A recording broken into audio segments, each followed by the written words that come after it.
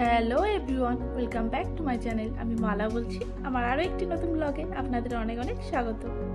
আশা করছি আপনারা সবাই খুব ভালো আছেন, সুস্থ আছেন, আর আমিও ভালো আছি।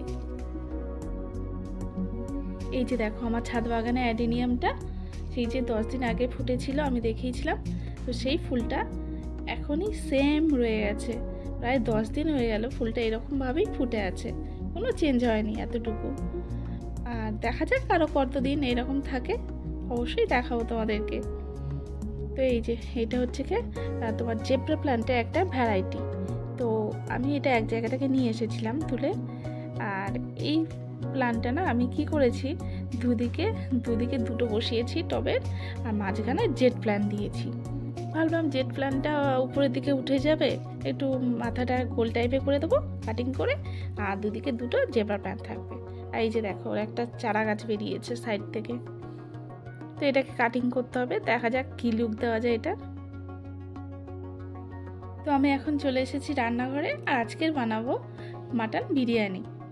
আর এই যে বিরিয়ানি মশলা এখানে আছে, আর আছে ঘি, আছে কেওড়ার জল, আছে গোলাপ জল, আর আছে মিঠা আতর, আর আছে কেশর। তো এইগুলো সব নিয়ে এসেছে আমার হাজব্যান্ড বিরিয়ানি করার জন্য। তো তোমরা দেখতে থেকো, আমার সাথে থেকো, সঙ্গে থেকো, আর কোথাও স্কিপ না করে পুরো ভিডিওটা দেখবে। আশা করি খুবই ভালো লাগবে। আর আমি কিভাবে বিরিয়ানিটা বানাই তোমরা দেখো। এই যে এখানে বিরিয়ানি ডিমটা সেদ্ধ করতে বসিয়েছি, আর এদিকে রয়েছে আলু, যেটাকে আমি কেটে সেদ্ধ করে নিয়েছি সামান্য একটু নুন হলুদ দিয়ে। আর এই যে মাটন রাখা আছে, আর এখানে রাখা আছে টক দই। আর এই যে ভাতটা আমি করে নিয়েছি, মানে প্রায় 60%-এর মতো সেদ্ধ করেছি, বাকি 40% সেদ্ধ হবে যখন আমি বিরিয়ানিটা ভাবে বসাবো। তো মাটনটা এখন আমি সব কিছু মশলা দিয়ে, আদা রসুন পেস্ট দিয়ে সব কিছু দিয়ে আমি এখন এটাকে ম্যারিনেটে বসাবো। প্রায় 1 ঘন্টা থেকে 1.5 ঘন্টা ম্যারিনেট করতে রেখে দেবো। আর ততক্ষণে ওইদিকে বিরিয়ানির সব জিনিসপত্রগুলো রেডি করে নেব। পেরেস্তা, আলুগুলো একটু ভেজে নিতে হবে। তো এই সবগুলো আমি আপাতত রেডি করে নেব এটাকে ম্যারিনেট করতে দিয়ে। এখানে টক দইটা সামান্য নুন দিয়ে ফেটিয়ে রেখেছিলাম, আর এখানে 3 চামচের মতো টক দই দিয়ে দেবো। আর বাকি টক দইটা রেখে দেবো তোমার রায়তা বানানোর জন্য।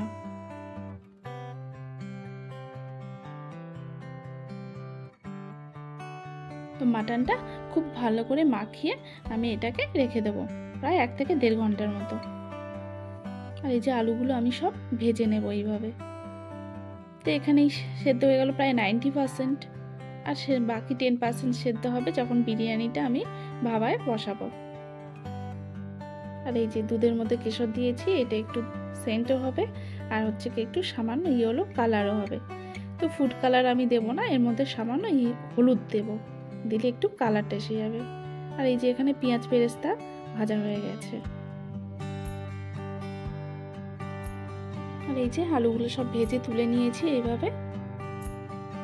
আর এখানে ডিম সেদ্ধ হয়ে গেছে, আমি সেগুলোকে ছাড়িয়ে রেখে দিয়েছি। এই যে কেশর থেকে দেখো হালকা হালকা হলুদ কালার ছাড়ছে। তো এটাতে সেরকম খুব একটা কালার হবে না, তাই এটার মধ্যে কি করবো, একটু সামান্য হলুদের গুঁড়ো দিয়ে দেবো। তো এই যে মাটনটা কড়াতে বসিয়ে দিয়েছি, আর এখন মাটনটা ভালো করে কষে নেব। আর এটার মধ্যে তো আলু ছাড়াই করব, আর এতে না বিরিয়ানি মশলাটাকেও দিয়ে দিয়েছি কিছুটা, যাতে বিরিয়ানির একটু স্মেল হয় আর বিরিয়ানির ফ্লেভারটাও আসবে। এটাকে এখন ঢাকা দিয়ে কষে নিতে হবে খুব ভালো করে। আর এই যে দেখো হালকা ইয়েলো কালার এসে গেছে এটার মধ্যে।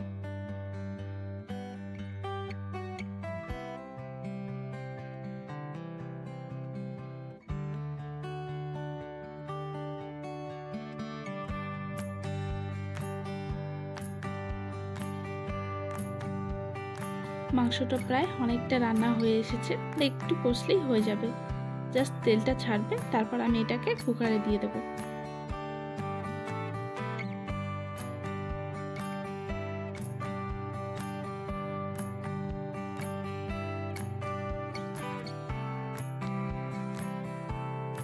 তো এখানে আমার মাটনটা পুরো কষা কমপ্লিট হয়ে গেছে।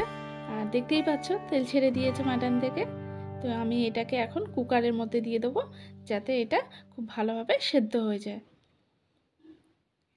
আর কড়ার মধ্যে তো আর কষতে কষতে তো আর পুরো সেদ্ধ হয় না, তাই মাটনটাকে কুকারের মধ্যে দিতে হবে। আর আমি এখানে 3টে সিটি দেবো।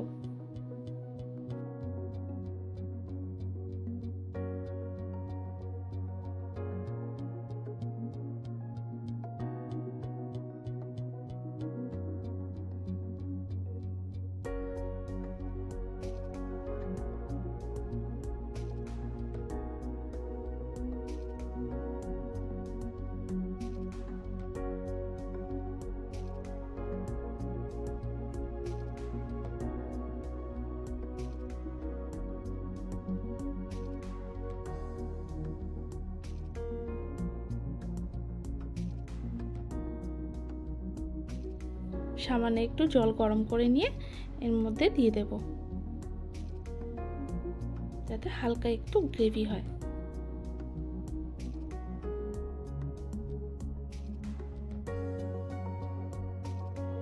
তো আমি এই পাত্রের মধ্যে বিরিয়ানিটা বসাবো, তাই এখানে আমি ঘি দিয়ে দিয়েছি। আর ঘিটা খুব ভালো করে পাত্রের মধ্যে মাখিয়ে নিতে হবে চারিদিকে গায়ে। আর এখানে যে দুধের মধ্যে কেশর দিয়েছিলাম, তো এর মধ্যে সামান্য হলুদ দিয়ে দিয়েছি, হলুদ গুঁড়ো। তো কালারটা এসে গেছে, হালকাই হলো। আর দিয়ে দিলাম 1 চামচের মতো গোলাপ জল, আর 1 চামচের মতো কেওড়া জল, আর দিয়ে দেবো 3 ফোঁটা মিঠা আতর। আর এই যে ঘিটা ভালো করে পাত্রে গায়ে মাখিয়ে নিচ্ছি, আর এক্সট্রা যে ঘিটা থাকবে সেটাকে আমি ঢেলে নিয়ে নেব।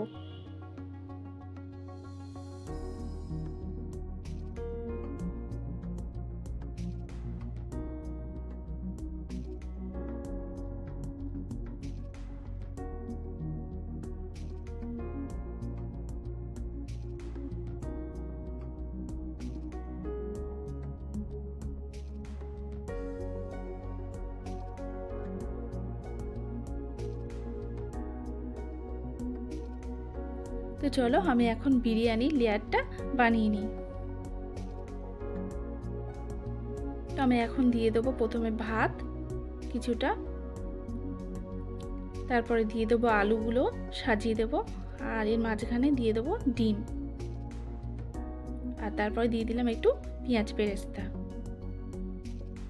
আর দিয়ে দেবো একটু মশলা, বিরিয়ানির মশলা, আর তারপরে দিয়ে দিলাম মাটনটা। আবার উপর থেকে দিয়ে দিলাম আবার একটু ভাত, তারপরে আবার সেম ভাবে লেয়ারটা বানিয়ে নেব।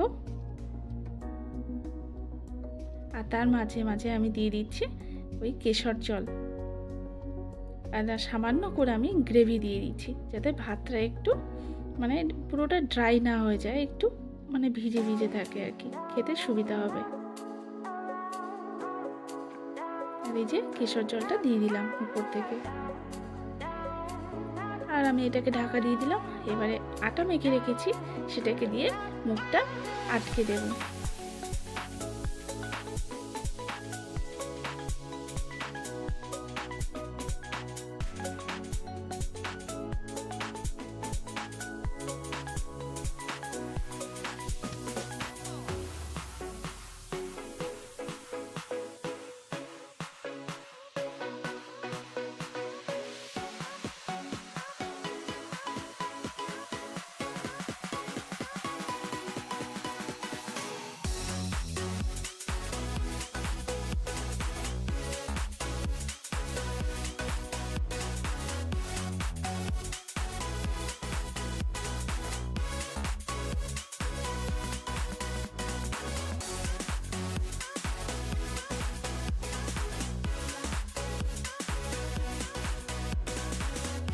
তো আমি এখানে আটাটা খুব ভালো করে চারিদিকে লাগিয়ে দিয়েছি, আর এখানে সামান্য একটু জায়গা আমি গ্যাপ রেখেছি।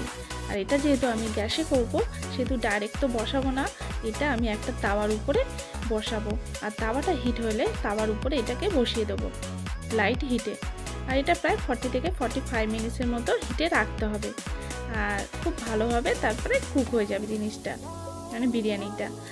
আর হচ্ছে তুমি কিভাবে চেক করবে, এই আটাটাকে হাত দিয়ে চেক করবে এটা ড্রাই হয়েছে কিনা, এটা কুক হয়েছে কিনা বুঝতে পারবে।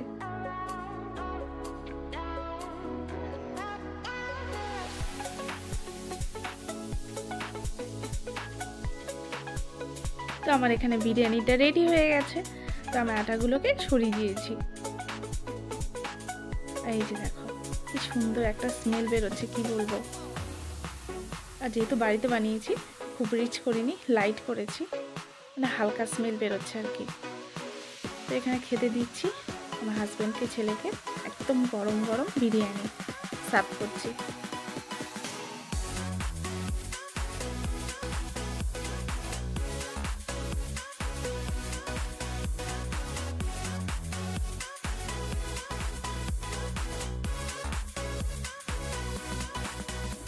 তো এটা খেতে কেমন হয়েছে খেয়ে অবশ্যই জানাবো।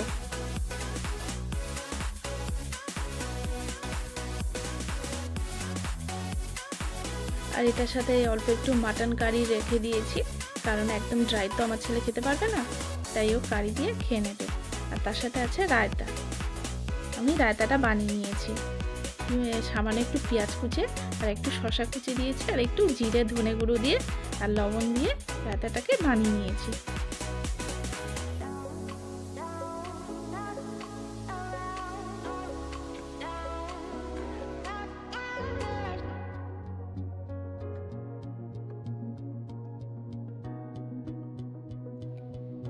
তো এই ব্লগটা এখানেই শেষ করলাম।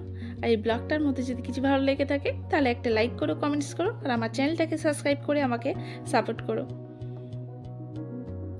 তো তোমাদের সাথে দেখা হবে আমার নেক্সট ব্লগে। তোমরা সবাই ভালো থাকবে, সুস্থ থাকবে। টাটা।